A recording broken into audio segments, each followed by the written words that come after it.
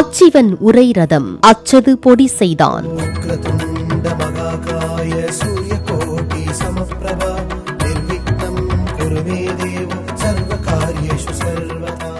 மஞ்சளில் பிடித்து வைத்தாலும் பிள்ளையார், மணல் அல்லது சாணத்தில் பிடித்து வைத்தாலும் பிள்ளையார், அரச மரத்தடியில் பார்த்தாலும் பிள்ளையார், தெருக்கள் கூடும் முச்சந்திகளில் பார்த்தாலும் பிள்ளையார், பெரும் பெரும் கோயில்களுக்கு சென்றால் முதலில் உள்ள கடவுள் பிள்ளையார், முதலில் பூஜிப்பதும் பிள்ளையார், சின்ன அரிசியிலும் வடிக்கப்பட்டிருப்பார் பிள்ளையார், மிக பெரும் சிற்பங்களாகவும் அமைக்கப்பட்டிருப்பார் பிள்ளையார், எந்த காரியம் செய்வதனாலும் முதல் வணக்கம் பெறுவது பிள்ளையார், எது எழுதுவதாயிருந்தாலும் முதல் எழுத்து பிள்ளையார் சுழி. இப்படி எதற்கெடுத்தாலும் முதல் தொடக்கம் பிள்ளையாருக்கு ஏன்? ஏனென்றால் அவர்தான் முழுமுதற் கடவுள். திருப்புகழ் என்று முருகன் மீது அற்புதமான பாடல்களை எழுதியவர் அருணகிரிநாதர். ஒன்றல்ல இரண்டல்ல 1307 திருப்புகழ் பாடல்களை பாடியுள்ளார். அத்தனையும் தேவாமிர்தமாக இனிக்கக்கூடிய பாடல்கள். அந்த 1307 பாடல்களில் முதல் பாடல் விநாயகருக்கான கடவுள் வாழ்த்து பாடல். கைத்தல நிறைகனி அப்பமடவல் பொறி கப்பிய திருமகன் அடிப்பேணி என்று விநாயகரை போற்றி தொடங்கும் அந்த பாடல். அந்த பாடலில் முப்புறம் எரி செய்த அச்சிவன் உரை ரதம் அச்சது பொடி செய்த அதிதீரா என்று விநாயகரை அருணகிரிநாதர் போற்றுகிறார். முப்புறங்களை எரிக்க புறப்பட்ட சிவபெருமானது தேர் அச்சினை முறித்த அதிதீரன், அதுதான் விநாயகர். எல்லாம் வல்ல கடவுள், பரம்பொருள் சிவபெருமான். போதாதற்கு விநாயகரின் தந்தையும் அவர்தான். அப்படிப்பட்ட சிவன் திரிபுரத்தை எரிக்க புறப்பட்ட பொழுது அவரது தேர் அச்சினை பிள்ளையார் ஏன் முறிக்க வேண்டும்? ஆமாம், தந்தையானாலும் எல்லாம் வல்ல பரம்பொருளாயிருந்தாலும் இங்கே விநாயகர்தான் முழுமுதற் கடவுள். அவரை வணங்கிச் சென்றால்தான் காரியங்கள் வெற்றி பெறும். சிவபெருமான் திரிபுரத்தை எரிக்க புறப்பட்ட போது தேவர்கள் அனைவரும் படைகளாக உடன் புறப்பட்டனர். ஆனால் அவர்கள் சிவபெருமானே கூட இருக்கும் பொழுது வேறு யாரை ஏன் கவனிக்க வேண்டும் என்ற உணர்வில் விநாயகரை வணங்காமல் புறப்பட்டு விட்டனர். அவர்களுக்கு பாடம் புகட்ட வேண்டாமா? அதனால் விநாயகர் சிவபெருமான் புறப்படாதவாறு அவரின் தேர் அச்சையே முறித்தார். சிவபெருமானும் அதன் காரணத்தை புரிந்து கொண்டு, மகனே விநாயகா, உன்னை வழிபடாமல் சென்றது தவறுதான். எங்கள் தவறை பொறுத்து காரிய வெற்றிக்கு அருள் செய் என்று வேண்டிக் கொண்டார். சிவபெருமானுக்கே இந்த நிலைமை என்றால் நம் கதி என்னவாவது என்று தேவர்களும் புரிந்து கொண்டு விநாயகரிடம் மன்னிப்பு கேட்டார்கள். விநாயகரும் தேரின் அச்சை சரி செய்ய சிவன் புறப்பட்டு சென்று திரிபுரத்தை எரித்து அசுரர்களையும் அழித்தார். அப்படி விநாயகரால் தேர் அச்சு முறிந்த தலம் அச்சுயிரு பாகம் என்றழைக்கப்பட்டு பின்னாளில் அச்சிறுப்பாக்கம் என்றானது. இத்தலத்தில் அருள் பாலிக்கும் சிவபெருமான் அட்சீஸ்வரர் என்றும் ஆட்சிபுரீஸ்வரர் என்றும் போற்றப்படுகிறார். மேலும் தேர் அச்சை முறித்த விநாயகர் அச்சுமுறி விநாயகர் என்ற பெயரில் தனி சன்னதியில் அருள் பாலிக்கின்றார். முழுமுதற் கடவுளை வழிபடாமல் சென்றால் அது யாராயிருந்தாலும், ஏன் சிவனாக இருந்தாலும் காரிய தடைகள் ஏற்படும் என்பதைத்தான் இந்த நிகழ்வு உணர்த்துகிறது. அதனால்தான் எந்த காரியம் தொடங்கினாலும் பிள்ளையாரை வழிபட்டுவிட்டு தொடங்க வேண்டும் என்றும், எது எழுத ஆரம்பித்தாலும் பிள்ளையார் சுழி போட்டு தொடங்க வேண்டும் என்றும் கூறுகிறார்கள். அப்படி செய்தாலே நாம் தொடங்கும் செயல்கள் தடைகளின்றி வெற்றி பெறும். சரி, இந்த விநாயகர் முழுமுதற் கடவுளாயானது எப்படி? ஏன் விநாயகரை மட்டும் முழுமுதற் கடவுள் என்று அழைக்கிறோம்? அதற்கு விநாயகர் தோன்றிய கதையையும் தெரிந்து கொள்ள வேண்டும். விநாயகர் தோற்றத்தின் பொருளையும் உணர்ந்து கொள்ள வேண்டும். முதலில் விநாயகர் தோன்றிய கதையை பார்க்கலாம். முற்காலத்தில் யானை முகம் கொண்ட கஜாசுரன் என்ற அசுரன் இருந்தான். அவன் சிவபெருமானை நோக்கி கடும் தவம் புரிந்தான். சிவபெருமானும் அவன் முன் தோன்றி என்ன வரம் வேண்டும் என்று கேட்டார். கஜாசுரன் தன் வயிற்றில் சிவபெருமான் லிங்க வடிவில் தங்கியிருக்க வேண்டும் என்று ஒரு அரிய வரத்தை கேட்டான். சிவபெருமானும் கஜாசுரனுக்கு அந்த வரத்தை வழங்கி அவன் வயிற்றில் லிங்கமாக தங்கினார். இதனால் கலக்கமடைந்த பார்வதி தேவி விஷ்ணுவை வேண்டினார். அதனால் விஷ்ணு மற்றும் நந்தி ஆகிய இருவரும் தெருக்கூத்து நடத்துபவர்கள் போன்ற உருவம் கொண்டு கஜாசுரனின் அரண்மனைக்கு வந்தனர். நந்தியின் நடனத்தை கண்டு மகிழ்ந்த கஜாசுரன் அவர் வேண்டுவதை அளிப்பதாக வாக்களித்தான். அதற்கு நந்தி அவனிடம் சிவபெருமானை விடுவிக்குமாறு கேட்டார். கஜாசுரனும் தான் கொடுத்த வாக்கின்படி சிவபெருமானை விடுவிக்க ஒப்புக்கொண்டான். அவன் சிவபெருமானை நோக்கி பிரபஞ்சத்தில் தன் நினைவு என்றும் அழியாமல் நிலைக்க வேண்டும் என்றும் வேண்டிக் கொண்டான். அதை ஏற்றுக்கொண்ட சிவபெருமான் கஜாசுரனின் யானை தலையை கொய்து அவனிலிருந்து வெளியே வந்தார். கஜாசுரனுக்கு முக்தியும் கொடுத்தார். பிறகு சிவபெருமான் தன் வாகனமான நந்தியில் அமர்ந்து கொண்டு கைலாயம் நோக்கி வந்தார். சிவபெருமான் கைலாயம் வந்து கொண்டிருப்பதை அறிந்து மகிழ்ச்சியடைந்த பார்வதி தேவி அவரை வரவேற்பதற்காக தயாராக நினைத்தார். ஆனால் அப்போது நந்தி இல்லாததால் அங்கு வாயிற்காவலர் யாரும் இருக்கவில்லை. எனவே பார்வதி தாம் குளிக்கும் முன்பு மஞ்சள் விழுதால் ஒரு சிறுவனை செய்து அதற்கு உயிர் கொடுத்தார்.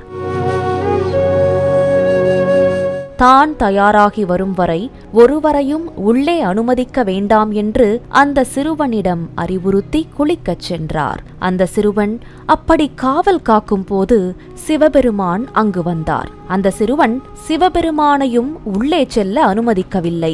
இதனால் கோபமடைந்த சிவபெருமான் தன் திரிசூலத்தால் அந்த சிறுவனின் தலையை கொய்தார். நடந்ததை அறிந்து எல்லையில்லா கோபம் கொண்டார் பார்வதி தேவி. பிரபஞ்சத்தையே அழிக்க முடிவெடுத்தார். அவரை சமாதானம் படுத்திய சிவபெருமான் அந்த சிறுவனை உயிர்ப்பித்து தருவதாக வாக்களித்தார். பின்பு சிவபெருமான் வடக்கில் தலை வைத்து இறந்த நிலையில் படுத்திருக்குமாறு முதலில் தென்படும் உயிரினத்தின் தலையை கொய்து எடுத்து வருமாறு சிவகணங்களை அனுப்பினார். அப்படி சிவகணங்கள் கஜாசுரனின் தலையுடன் திரும்பி வந்தனர். அதை விநாயகரின் உடலோடு பொருத்தி உயிரளித்தார் சிவபெருமான். அத்துடன் அந்த சிறுவனை கணங்களின் அதிபதியாக்கி கணபதி என்று பெயரும் இட்டார். மேலும் கணபதியை வணங்கித்தான் எந்த செயலும் தொடங்க வேண்டும், அவரே முழுமுதற் கடவுள் என்ற வரத்தையும் அளித்தார். கணபதியே முதலானவர் என்பதால் அவருக்கு மேல் யாரும் இல்லை என்ற பொருளில் விநாயகர் என்றும் போற்றப்பட்டார். இப்படி தோன்றிய விநாயகர் தான் பெற்ற வரத்தால் மட்டும் முழுமுதற் கடவுளாக இல்லை. அவரது தோற்றமும் அவரது ஞானமும் அவரது அருளும் அவரது எளிமையும் அவரை முழுமையான முழுமுதற் கடவுளாக ஆக்கியது. விநாயகர் யானை முகமும் மனித உடலும் கொண்டு ஓம்கார வடிவமாக காட்சி தருபவர். ஒற்றை கொம்பு, 5 கரம், சிறிய கண்கள், பெரிய காது, பெரிய வயிறு ஆகியவற்றுடன் தோற்றமளிப்பவர். ஆன்மாவை விடாமல் பிடித்து கொண்டிருக்கும் மல கன்ம மாயைகளை அழித்து நிலையான இன்பத்தை அளிப்பது ஞானமாகும். அந்த ஞானமே விநாயகரின் திருவடிகளாக இருக்கின்றன. மகாபாரதத்தை எழுதுவதற்காக விநாயகர் தமது கொம்பையே ஒடித்தார். அதையே எழுத்தாணியாக பயன்படுத்தி வியாசர் சொல்லச் சொல்ல மகாபாரதத்தை எழுதினார். இச்செயல் வெளித்தோற்றத்தை விட அறிவுக்கு முன்னுரிமை தர வேண்டியதை உணர்த்துவதாக கூறப்படுகிறது. பரந்த இவ்வுலகில் நல்லவைகளை மட்டுமே கூர்ந்து நோக்க வேண்டும் என்பதையே விநாயகரின் கூரிய சிறிய கண்கள் உணர்த்துகின்றன. விநாயகரின் முரம் போன்ற பெரிய காதுகள் செவியில் விழும் செய்திகளை சலித்து நல்லவற்றை மட்டும் தேர்ந்து வைத்துக் கொள்ள வேண்டும் என்பதை குறிக்கின்றன. ஆகாயம் எல்லா பொருள்களும் தனக்குள் ஒடுங்கவும் உண்டாகவும் இடமளித்திருப்பது போல விநாயகரின் பெரிய வயிறும் எல்லா உலகங்களும் உயிர்களும் தனக்குள் அடங்கியிருக்கின்றன என்பதை காட்டுகின்றது. பிள்ளையாரின் ஒரு கை பாசத்தை ஏந்தி உள்ளது. அது படைத்தலை குறிக்கிறது. அதனால் இவரே பிரம்மாவாகிறார். தந்தம் ஏந்திய கை காத்தலை குறிக்கிறது. எனவே இவரே மகாவிஷ்ணுவாகிறார். துதிக்கை அனுக்கிரகம் செய்கிறது. அங்குசம் ஏந்திய கை அழித்தலை குறிக்கிறது. எனவே இவர் ருத்ரராகிறார். மோதகம் ஏந்திய கை அருளை குறிக்கிறது. எனவே இவரே சர்வ சக்தி படைத்த பரமேஸ்வரனாகவும் இருக்கிறார். இப்படி மும்மூர்த்திகளெல்லாம் இணைந்த வடிவமாய் ஞானத்தின் சொரூபமாயிருப்பதாலும் விநாயகர் முழுமுதற் கடவுளாக போற்றப்படுகிறார். அது மட்டுமல்ல, விநாயகர் மிகவும் எளிமையான கடவுளாவார். அதனால்தான் பிள்ளையார் சதுர்த்தி அன்று களிமண்ணால் ஆன பிள்ளையாரை வீட்டில் வைத்து வணங்குகிறோம். எளிமையான அருகம்புல்லும் எருக்கம்பூ மாலையும் அவருக்கு விருப்பமானவை. ஒரு அரச மரத்தடியிலும் குளக்கரை அல்லது ஆற்றங்கரையிலும் முச்சந்திகளிலும் எளிமையாக அவர் வீற்றிருப்பார். இப்படி எளிதில் அடையக்கூடியவராக, எளிதில் அருள் புரியக்கூடியவராக இருப்பதாலும் விநாயகர் முழுமுதற் கடவுளாக வணங்கப்படுகிறார். இந்த முழுமுதற் கடவுளுக்கென்று உரிய சிறப்பான நாள்தான் சதுர்த்தி. முழுமுதற் கடவுளான விநாயகர் அவதரித்த திருநாளையே விநாயகர் சதுர்த்தியாக நாம் ஆண்டுதோறும் கொண்டாடுகிறோம். ஆவணி மாத வளர்ப்பிறை சதுர்த்தியில் விநாயக பெருமான் அவதரித்ததாக சொல்லப்படுகிறது. விநாயகர் அவதரித்த திதி என்பதால் அனைத்து மாதங்களிலும் வரும் சதுர்த்தி தினம் விநாயகரை வழிபடும் நாளாக கருதப்படுகிறது. விநாயக பெருமானின் அருளை பெறுவதற்காக அனைத்து சதுர்த்தி தினங்களிலும் பக்தர்கள் விரதம் இருந்து வழிபடுவது வழக்கம். அதில் தேய்பிறையில் வரும் சதுர்த்திதான் துன்பங்களை நீக்கும் ஆற்றல் படைத்த சங்கடஹர சதுர்த்தியாக கொண்டாடப்படுகிறது. ஆவணி மாத வளர்ப்பிறை சதுர்த்தியான விநாயக சதுர்த்திக்கு முன்பு வரும் சங்கடஹர சதுர்த்தியை மகா சங்கடஹர சதுர்த்தி என போற்றி வழிபடுகிறோம். சதுர்த்தி விரதம் கடைபிடிக்க துவங்குபவர்கள் ஆவணி மாத வளர்ப்பிறை சதுர்த்தியான விநாயகர் சதுர்த்தியில் இருந்து துவங்குவது மிகவும் விசேஷம். மற்ற மாதங்களில் வரும் சதுர்த்தி திதியே விசேஷமானது என்றால், விநாயகர் அவதரித்த ஆவணி மாதத்தில் வரும் வளர்ப்பிறை சதுர்த்தியான விநாயகர் சதுர்த்தி எவ்வளவு விசேஷமானதாக இருக்கும் என்று பார்த்துக் கொள்ளுங்கள். இந்த ஆண்டு விநாயகர் சதுர்த்தி ஆகஸ்ட் 27ஆம் தேதி புதன்கிழமை வருகிறது. விநாயகர் ஞானத்தின் உருவமாக ஓம்கார வடிவமாக திகழ்பவர். அவரது அவதார தினம் புத்திகாரகன் என போற்றப்படும் புதன்கிழமையில் வருவது மிக மிக விசேஷமானதாகும். ஆகஸ்ட் 26ஆம் தேதி பகல் 2:22 மணிக்கு துவங்கி ஆகஸ்ட் 27ஆம் தேதி மாலை 3:52 மணி வரை சதுர்த்தி திதி உள்ளது. அதற்கு பிறகு பஞ்சமி திதி துவங்கிவிடுகிறது. அதேபோல் ஆகஸ்ட் 27ஆம் தேதி காலையில் அஸ்தம் நட்சத்திரமும் பிறகு சித்திரை நட்சத்திரமும் வருகிறது.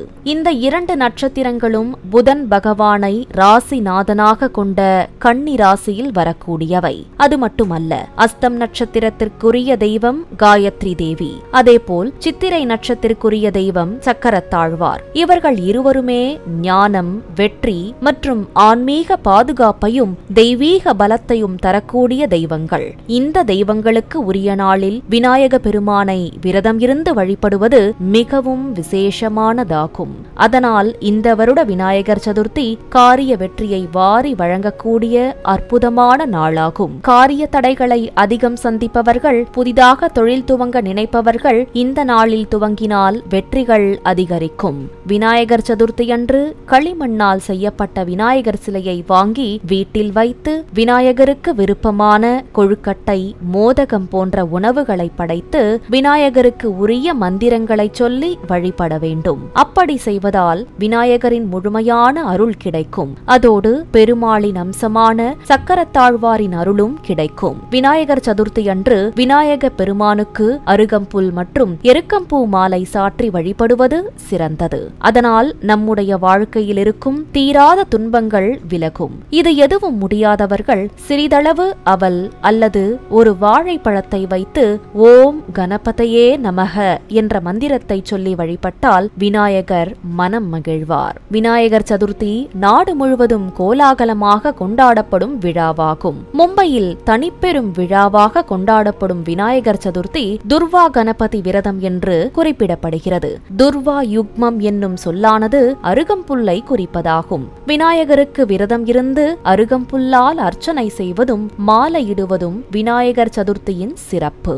ஔவையார் விநாயகர் மேல் பாடிய அகவல் சீத கலப்ப செந்தாமரை எனத் தொடங்கும் விநாயகர் அகவல் பாடல். இந்த விநாயகர் அகவலை தினமும் பாராயணம் செய்து வருவோரை தீவினை நெருங்காது, நல்லதே நடக்கும் என்பதும் நம்பிக்கை.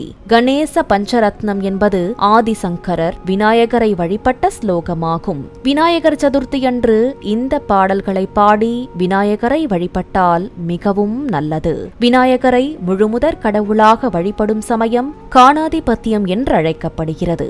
இந்த காணாதிபத்தியம் பின்பு சைவ சமயத்தோடும் வைணவ சமயத்தோடும் ஒன்றிணைந்தது. வைணவர்கள் விநாயகரை தும்பிக்கை ஆழ்வார் என்று அழைத்து வணங்குகிறார்கள். பெயர்கள். பிள்ளையாரின் பெயர்கள் எல்லாமே காரண பெயர்களாகும். யானை முகத்தை உடையவர் என்பதால் ஆனைமுகன் அல்லது கஜமுகன். கணங்களுக்கெல்லாம் அதிபதி என்பதால் கணபதி. தனக்கு மேல் யாரும் இல்லாதவர் என்பதால் விநாயகர். வினைகளாக்கிய விக்னங்களை அறுப்பதால் விக்னேஸ்வரர். எத்தனையோ தெய்வங்கள் இருந்தாலும் சிறுவர் முதல் பெரியவர் வரை பலருக்கும் மனதிற்கு மிகவும் நெருக்கமான கடவுள் பிள்ளையார்தான். யானை முகமும் குழந்தை வடிவமும் கொண்ட விநாயகர் தன் பக்தர்கள் தலையில் குட்டிக்கொண்டு தோப்புக்கரணம் போட்டு வணங்கும் போது அவர்கள் தெரிந்தும் தெரியாமலும் செய்த பாவங்களையும் தவறுகளையும் மன்னித்து அவர்கள் வேண்டும் வரங்களை தந்து அருளக்கூடியவர். எனவே நமது வினைகளை அறுத்து நமது அனைத்து துன்பங்களையும் நீக்கி என்றென்றும் நல்லருள் புரியும் முழுமுதற் கடவுளாம் விநாயகரை இந்த நல்ல நாளில் போற்றி வழிபடுவோம். நம் செயல்கள் யாவும் தடையின்றி வெற்றி பெற அவரை நாடுவோம். அச்சிவன் உரை ரதம் அச்சது பொடி செய்தான்.